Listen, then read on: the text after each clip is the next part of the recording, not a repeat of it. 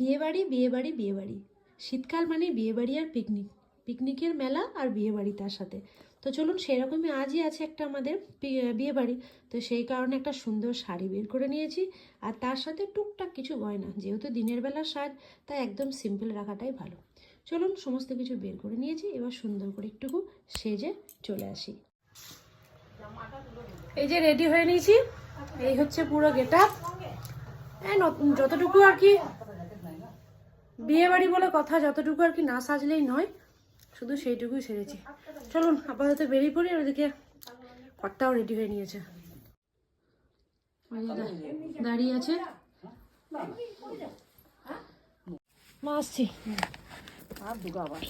দুলি বা আমি জুতোটাতে হাত দিলাম বলি হাতটা দিলাম।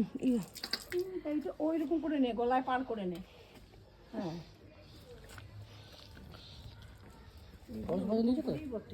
পয়সা হ্যাঁ নিয়েছি। ঠিক আছে মা, আসছি। হ্যাঁ সাবধানে। হ্যাঁ, যাই হোক, আমরা এবার রাস্তায় বেরিয়ে পড়েছি। আর আসানসোল তো অনেকক্ষণ সময় লাগবে, তো সেই কারণে ভেবেছিলাম 11টা নাগাদ বেরোবো। তো সেটা তো আর সম্ভব হয়ে উঠলো না, তাই যেতে যেতে দেখা যাক কতটা সময় লাগে। মোটামুটি 1:30-2 হয়েই যাবে মনে হচ্ছে। বউ এসছে শাড়ি পরে, আর শাশুড়ি মায়ের অবস্থাটা দেখো, এত সুন্দর সেজে নাইটি পরে দাঁড়িয়ে আছে। কোথায় ওখান থেকে ওয়েলকাম করবে তা নিয়ে নাইটি পরে দাঁড়িয়ে আছে। হ্যাঁ, এরকম শাশুড়ি ঠিক ভালো লাগে। হ্যাঁ, তাহলে ননদই ভালো, ননদই ভালো।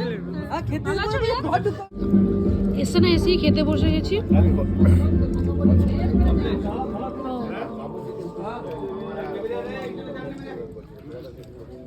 গিফটটা কোনো রকম কাকিমার হাতে ধরিয়ে দিয়ে, বেলা অনেকটা হয়ে গেছে। যারা ক্যাটারিংয়ের লোকজন আছে তারা আবার রাতে যেখানে হবে সেখানে চলে যাবে।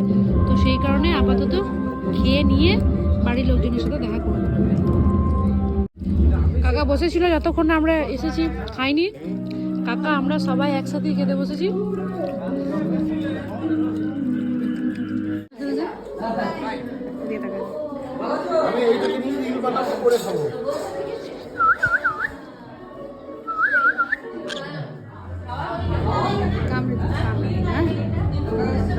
উড়ে যাবে না।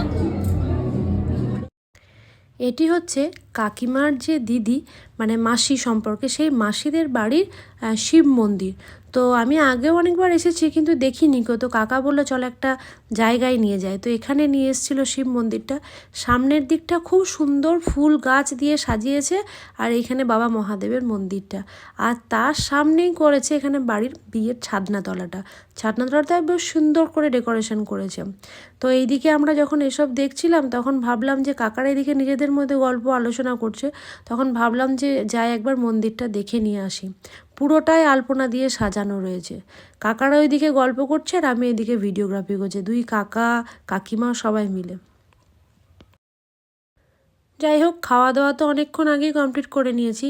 আর যেহেতু আবার বাড়ি ফেরার ব্যাপার ছিল, তো সেই কারণেই তাড়াতাড়ি খাওয়া দাওয়া করে আমরা বেরিয়েও পড়েছিলাম। আর এখন আপাতত দুর্গাপুরের পথে। আর ওই যে দেখা যাচ্ছে শিবশক্তিধাম, আপাতত আর মোটামুটি আধ ঘন্টার রাস্তা, তাহলেই আমরা বাড়ি পৌঁছে যাব।